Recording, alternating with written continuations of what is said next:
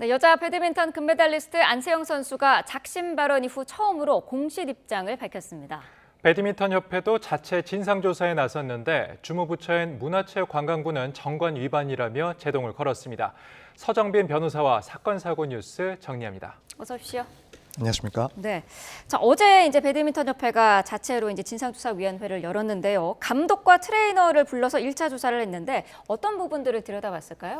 네, 그렇습니다. 이 대한 배드민턴 협회는 어제인 16일 자체 진상조사위원회를 비공개로 실시를 했다고 밝혔습니다. 네.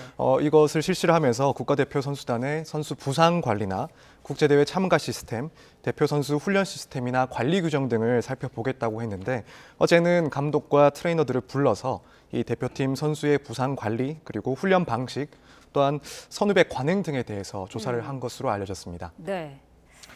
근데 정부는 협회가 진상조사위를 구성한 것 자체가 정관 위반이라고 지적을 하고 있습니다. 네, 문체부에서 지적을 한 사항인데요. 이 배드민턴 협회의 정관 규정을 보면 각종 위원회를 구성을 할 때는 이사회의 의결을 먼저 거치도록 하고 있기 때문에 네. 지금 이 진상위원회는 그런 이사회의 승인 없이 일단 구성이 된 거기 때문에 정관을 위반했다라는 지적을 했습니다.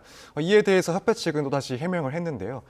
그 사안이 경미하거나 또는 긴급한 경우에는 사전에 집행을 먼저 하고 이사회의 사후 승인을 받을 수 있는 규정이 있기 때문에 이에 따라서 구성한 위원회라서 문제가 없다라는 반박을 했습니다. 네. 근데 또다시 이제 문체부에서는 진상조사위가 꾸려지자마자 이렇게 시간이 있었음에도 불구하고 진상조사위원회가 꾸려지는 데까지 시간이 걸렸기 때문에 긴급한 상황이 아니었고 네. 또한 이러한 상황도 경미한 상황이라고 볼 수 없기 때문에 정관의 위반 문제가 있다라는 지적을 했습니다. 사실 이 점을 보면은 이런 단체에서 내부 정관 규정을 위반했다는 것을 문체부에서 먼저 지적한다는 것은 이 사안에 대해서는 상당히 좀 민감하게 예민하게 바라보고 있는 건 아닌가 이런 의혹이 드는 대목입니다. 네, 그렇군요. 자, 이번 사태 안세영 선수가 협회에 작심 발언을 하면서 촉발이 됐는데 관련 내용 듣고 오도록 하겠습니다. 저는 정말 싸우려고 하는 의도가 아니라 저는 정말 운동에만 전념하고픈 그런 마음을 호소하고 싶어서 호소하고 싶은 마음에 그렇게 이해해달라는 마음으로 말씀을 드린 거고요. 저는 갈등이 있은 적이 없어요. 팀장님과 말고 협회 측과 제가 협회장인데 협회 측이면 저지 다른 사람이 있겠어요? 갈등이 있은 적 없고요.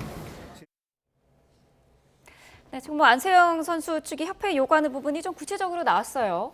네, 그렇습니다. 그동안의 언론의 그런 내용들을 봤을 때 상당히 구체적인 요구 사항들이 있었던 것으로 보입니다. 네. 대표적으로는 이 선수의 부상 관리, 선수가 부상을 입었을 때 여기에 대한 유연한 지원이 없었고 또한 관련해서는 대회 출전에 관련해서 선수의 의사가 중요하게 고려되지 않았다 이런 지적도 있었고 또한 훈련 방식, 이 복식팀 위주로 진행이 됐던 그런 훈련 방식에 대해서도 개선이 필요하다는 요구를 했습니다.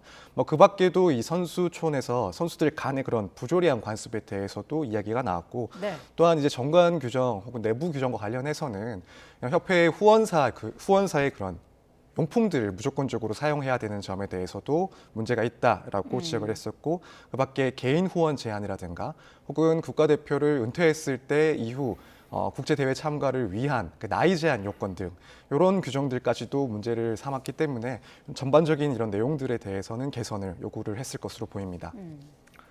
안세영 선수가 귀국 후에 침묵이 꽤 길었습니다. 그런데 이제 11일 만인 어제 SNS를 통해서 이제 입장을 다시 밝혔는데 협회와의 진솔한 대화를 다시 한번 원하고 있군요. 네, 그렇습니다. 어제 이제 안세영 선수는 자신의 SNS 계정을 통해서 지금 현재의 그런 심정과 요구하는 내용들을 밝혔는데요.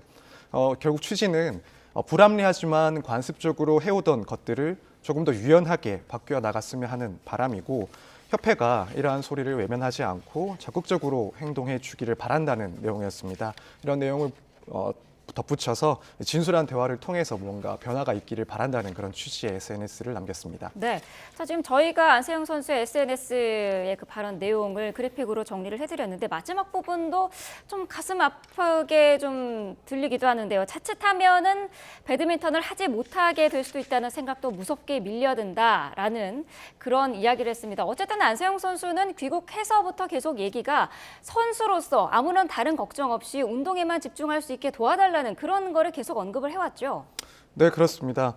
그러다 보니 말씀하신 것처럼 현재 지금 뭐 정말 최악의 상황까지도 염두에 두고 이런 심경을 밝힌 것 아닌가라는 네. 생각이 드는데요.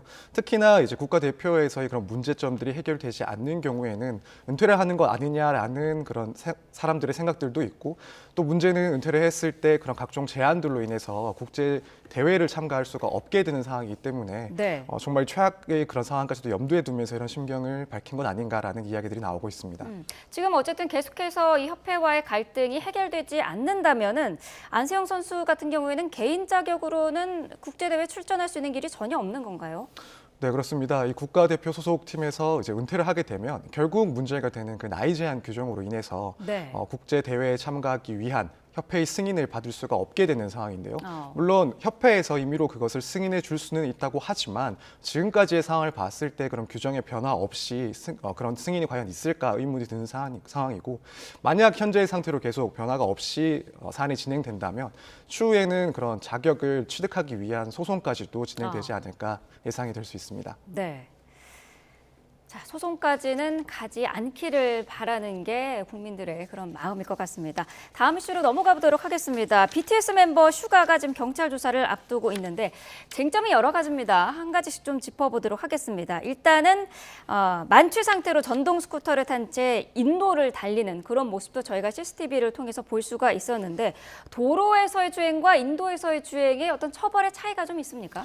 사실 이런 전동 스쿠터나 혹은 그 전동 킥보드 같은 경우에는 운행할 수 있는 도로가 이제 인도나 보도에서는 운행할 수가 없고, 네. 차도 이 도로에서만 운행을 할 수 있도록 규정을 하고 있습니다.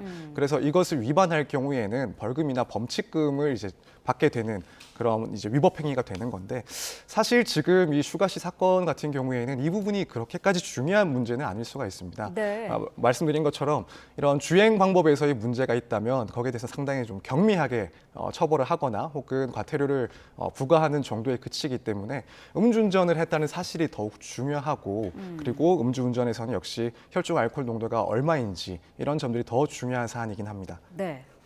네, BTS 슈가의 입장에서는 집 앞 정문에서 킥보드를 세우다가 넘어졌다고 밝혔는데, 이게 공개된 CCTV와 좀 배치되는 주장이죠? 네, 그렇습니다.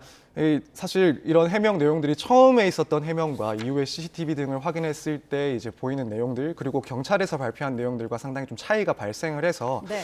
이런 사건을 조금 축소해서 발표를 한 것 아닌가, 이런 의혹이 제기되고 있는 상황인데요. 사실 그 중에서도 이제 가장 조금 문제가 될 수 있는 점은 범칙금을 받고 그날 이제 귀가를 했다. 네. 이 부분이 사실은 조금 더 문제가 있지 않았나, 문제가 되는 그런 발표가 아니었나 생각이 듭니다. 왜냐하면 지금 장소야 집 근처이기 때문에 현관 출입문 앞에서 사고가 발생했다, 혹은 집 근처에서 발생했다, 이 점은 큰 차이가 없을 수 있고, 또한 전동 스쿠터냐 아니면 전동 킥보드냐 역시 일반적으로는 그 외형만을 보고 이게 전동 스쿠터인지 킥보드인지, 혹은 법률상으로는 원동기 장치 자전거인지 개인형 이동 장치인지 이걸 쉽게 판단하지는 못하기 때문에 그런 점에 대해서는 초기에 오해가 있을 수 있다라고 생각이 듭니다만, 중요한 것은 당일 범칙금을 받고 귀가를 했다라는 것은 결국 수사기관에서도 이 전동 킥보드라고 보고 이런 범칙금을 부과했다는 내용이 되는 건데, 네. 수사기관에서는 정작 그렇지 않고 이건 이제 음주운전으로 처벌 대상이다라고 발표를 했었단 말입니다. 그렇다면 초기에 충분히 파악할 수 있고 또 금방 드러날 수 있는 이런 사실관계인데도 불구하고 이 점에 대해서 잘못 설명을 했다는 점은 분명히 어떤 부분에서는 축소하려는 그런 의도가 있지 않았나라는 지적도 나올 수가 있고, 네. 또 한편으로는 사실 충분히 드러날 수 있는 상황인데도 불구하고 굳이 거짓 해명을 할 이유가 없는 그런 내용인데 이런 이야기를 했다는 것은 초기 대응이 너무 미숙한 것은 아니었나, 법률적인 검토를 그래도 충분히 하고 발표를 했어야 되지 않았나, 이런 아쉬움이 좀 드는 대목이긴 합니다. 네, 앞서서 변호사님께서 음주의 정도가 중요하다라고 하셨는데, 경찰은 그 당시 슈가 씨의 혈중 알코올 농도를 0.227%라고 밝혔거든요. 이 정도면 만취 상태인 거죠? 네, 그렇습니다. 이 정도면 많지라고 보더라도 무방합니다. 네. 이제 도로교통법상에서는 각 그 혈중 알코올 농도 수치에 따라서 처벌을 달리하고 있습니다. 그런데 0.2%가 넘어가면 이제 법정형으로는 최대치의 그런 처벌을 받게 되는 수치이기 때문에 네. 충분히 만취한 상태라고 보더라도 무방할 것 같습니다. 이게 혹시 그 전동 스쿠터나 원동기 이거에 따라서도 이제 그 만취 정도의 차이가 그 처벌에 따라 다른가요? 이게 전동 킥보드, 그러니까 법률상으로는 개인형 이동 장치의 경우에는 똑같이 처벌하지가 않습니다. 그렇기 때문에 그 경우에는 뭐 음주 수치와 상관없이 음주 운전이 적발이 된다면은 이제 범칙금으로 사안이 끝이 나는데요. 네. 지금 전동 스쿠터, 그러니까 법률상으로는 원동기 장치 자전거입니다. 이 경우에는 일반적인 차량과 동일하게 취급을 하기 때문에 우리가 차량을 음주운전했을 때 그 기준들에 맞춰서 똑같이 처벌을 하고 있습니다. 무엇보다 지금 음주운전으로 적발된 지 일주일이 지난 그런 상황인데 소환이 언제 이루어질지도 관심이거든요. 좀 늦어지고 있는 거 아닌가요? 사실 뭐 일반적인 사건들과 비교했을 때 사건이 발생한 지 일주일 동안 소환하지 않았다는 점은 특별히 그게 지연되고 있다라고 볼 만큼 시간이 지체되지는 않았다고 보는 게 맞는 것 같습니다. 네. 뭐 경찰 입장에서는 물론 초기에 그런 혈중 알코올 농도 수치를 확보를 했지만 이제 이후에 소환 전까지 조사를 위해서 필요한 사실관계들을 확인을 해야 되고 네. 뭐 예를 들면은 이동 경로라든가 혹은 당시에 CCTV 같은 것들을 확보하기 위한 시간이 필요했을 수 있습니다. 그렇기 때문에 지금 시점에서 소환 조사가 지연됐다고 보기는 힘들고 또 한편으로는 뭐 당연히 변호인 조력 하에 조사를 진행할 것으로 예상이 되는데 그렇게 되면은 일정을 이제 정하는데 다소 시간이 걸릴 수가 있습니다. 또 특히 뭐 슈가 씨 같은 경우에는 또 연예인이다 보니까 그런 일정을 조율하는데 조금 더 어려운 점이 있지 않나 싶은 생각인데요. 뭐 빠르면은 이번 달 안에 그래도 소환 조사를 하지 않을까 이렇게 예상은 해보고 있습니다. 네. 다음으로 조사 주체에 대한 질문인데요. 슈가는 현재 사회복무요원으로 근무 중입니다.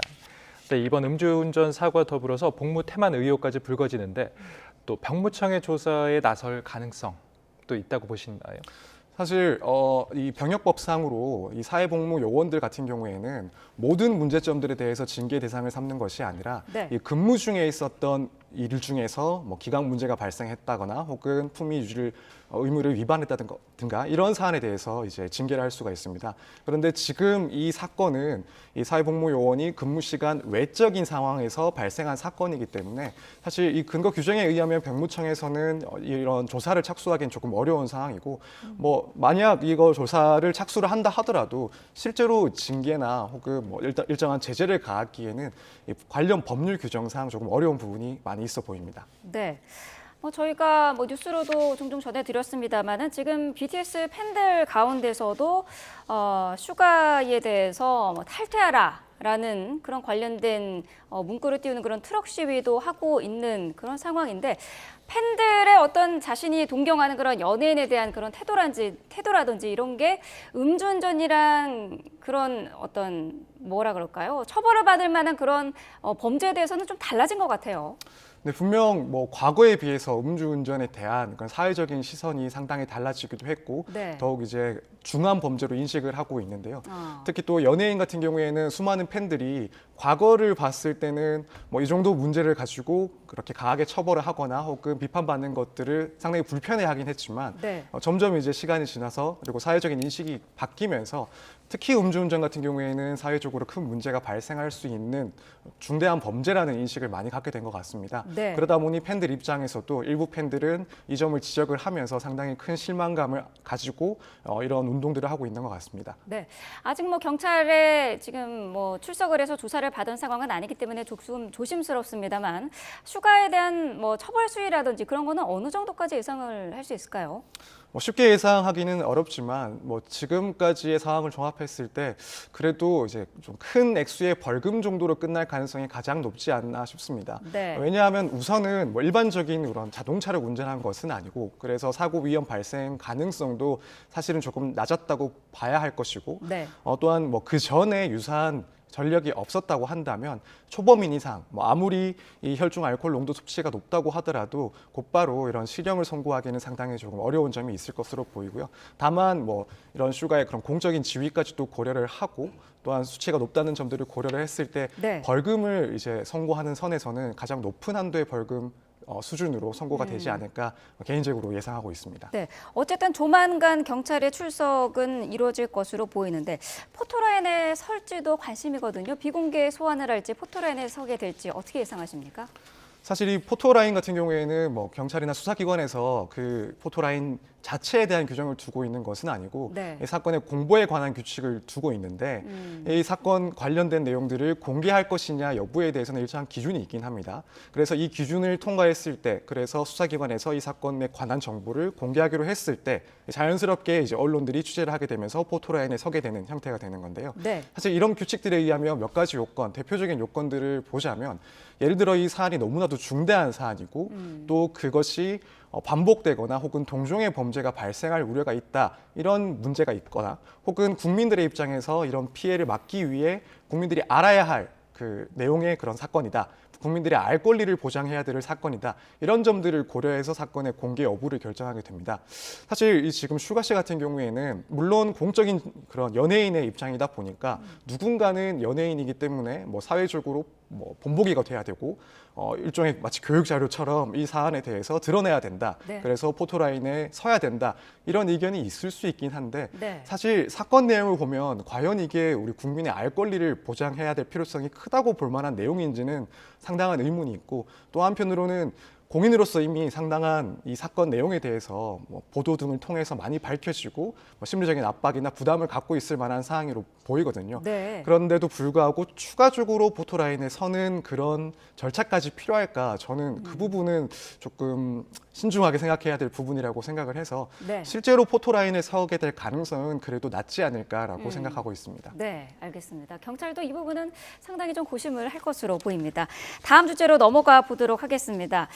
임신 36주차, 이 정도면 거의 이제 만삭인 그런 상태인데, 이때 임신 중절 수술을 받았다고 한 유튜버의 영상이 충격을 줬었는데요. 이게 사실이었다고요. 근데 거기 지금 수술을 집도한 병원장의 입장도 나왔죠. 네, 그렇습니다. 이게 지난 6월에 유튜브에서 한 여성이 임신 36주차에 낙태 수술을 받았다고 하면서 이 브이로그 형태로 그 과정을 공개를 했었는데요. 이 병원 측에서는 아이가 여성의 뱃속에 있을 때 이미 사산된 상태였다고 현재 입장을 전한 상황입니다. 다시 말해서 이제 병원장은 태아가 사망한 상태였다고 주장하는 거죠. 근데 경찰은 20대 여성 유튜버와 70대 병원장을 살인 혐의로 입건을 했습니다. 이 반박에 대해서 어떻게 혐의를 입증할 걸로 보이십니까? 사실 지금 진료 기록부를 이제 압수수색을 해서 그 내용을 확인을 했다고 하는데 네. 진료 기록부 상에서는 이제 그 해당 의사가 주장하는 것처럼 뱃속에서 아이가 사산된 상태였다라는 내용으로 기재가 되어 있는 것 같습니다. 다만 이제 진료 기록부라고 해서 모든 사실관계가 그대로 적혀 있을 가능성이 높냐, 이건 또 아니기 때문에 네. 허위로 작성됐을 가능성도 염두를 해 두고 이 진료 기록부를 검증을 할 것이고요. 또한 이제 그 밖에 이 수술에 이제 참여를 했던 그런 관계자들, 뭐 예를 들어 간호사나 혹은 그런 의료진들에 대한 진술도 확보를 해서 과연 이 의사의 주장이 맞는지, 그렇지 않다면은 아이가 이제 살아있는 상태에서 출생을 하고 그 이후에 사망케 한 것은 아닌지 여부를 따지게 될 것 같습니다. 네. 다만 관련해서는 구체적인 증거가 나오기는 조금 어려운 상황으로 보이기 때문에 어떻게 수사가 진행될지 조금 지켜봐야 될 것 같습니다. 네, 병원장의 입장은 그런데 사실 해당 유튜버 같은 경우에는 낙태 사실을 인정을 하지 않았습니까? 이미 내 뱃속에서 사망한 아이를 수술한 거를 낙태라는 표현을 쓰지는 않는데 이 부분은 어떻게 봐야 될까요? 사실 병원에 갈 때까지는 당연히 뱃속에 아이가 있기 때문에 이 아이를 이제 낙태하기 위해서 갔을 겁니다. 그래서 이 해당 여성이 낙태를 한 사실을 인정했다는 것이 뱃속의 아이가 뭐 사산된 상태였다, 아니면은 그 외부에 나왔을 때 사망하게 되었다, 이 점을 뭐 어느 쪽으로 이제 판단할 만한 그런 진술 내용은 아닌 것 같습니다. 네. 그렇기 때문에 이 해당 여성이 진술하는 것과 지금 의사 측에서 주장하는 내용이 서로 모순되거나 상치되는 것은 아닌 것으로 보입니다. 네. 이것과 관련해서 이제 헌법재판소 판단 이후에 현행법상 낙태 처벌 규정이 없다. 이것 때문에 법의 공백, 사각지대가 있다는 지적이 좀 더 크게 일고 있습니다. 네, 그렇습니다. 2019년 이제 형법상 낙태죄에 대해서 이제 헌법재판소에서는 헌법 불합치 결정을 했습니다. 당시에는 뭐 주된 취지는 이 낙태 자체를 일률적으로 금지하고 있는 이 규정 자체가 헌법에 합치하지 않고 따라서 일정한 기준을 세워야 되기 때문에 네. 헌법 불합치 결정을 하고 시한을 두고 이 부분에 대해서는 입법을 이제 촉구하는 내용의 결정을 내렸습니다. 그렇지만은 이 시한이 2020년 12월 31일까지였음에도 불구하고 이 관련된 개정안이 통과되지 못하는 바람에 결국에는 이 낙태죄 규정 자체가 효력을 상실하게 되면서 낙태의 경우에는 그 기간이나 어떠한 요건도 따지지 못하고 무조건적으로 처벌할 수가 없게 되는, 그래서 입법상의 그런 공백 상태가 되어버린 상황입니다. 네. 또 보니까 지금 이 병원 내부에 CCTV도 설치가 되지 않았던 걸로 드러났는데 이게 의료법 위반이 될 수도 있습니까? 네, 그렇습니다. 최근 시행되고 있는 의료법에 의하면은 이제 환자가 수면 상태에서 수술을 받게 되거나 시술을 받게 되는 그런 공간에서는 CCTV를 설치를 하고 또 운영을 하도록 규정을 하고 있는데 네. 만약 그 설치를 시행하지 않은 경우에는 벌금 500만 원까지의 처벌을 또 하도록 규정이 되고 있습니다. 그래서 본 사안 같은 경우에는 물론 뭐 시작은 이게 낙태였느냐 혹은 살인죄의 문제냐 이 부분을 조사하기 위해서 시작됐지만은 이런 시설 자체가 CCTV 자체가 설치되지 않은 점이 이제 파악됐기 때문에 해당 부분 관련해서는 의료법 위반으로 또 벌금이 선고될 가능성이 상당히 높아 보입니다. 네. 이게 임신 주수에 따라 태아의 생명권을 어떻게 보느냐는 굉장히 좀 논쟁적인 사안이기도 한데 또 말씀하신 것처럼 헌재에서도 판단을 내린 것처럼 그런 사회적인 합의가 아직 이르지 못하지 않았습니까? 여기에 대해서 법적으로는 그 앞서 헌재는 어떻게 판단을 내렸는지도 한번 말씀해 주신다면요. 네, 법적으로는 헌법재판소에서는 이 규정에 대해서 이 낙태 자체를 금지하는 것이 헌법을 위반했다는 그런 취지는 아니었습니다. 다만 어떠한 상태나 어떠한 기간도 고려하지 않고 일률적으로 낙태죄를 처벌하는 것은 태아의 생명권만을 지나치게 보호하고 그에 반해서 그런 산모 등의 그런 권리를 지나치게 제약하는 형태이기 때문에 여기에 대해서는 일정한 기준을 세워야 된다라는 입장이었습니다.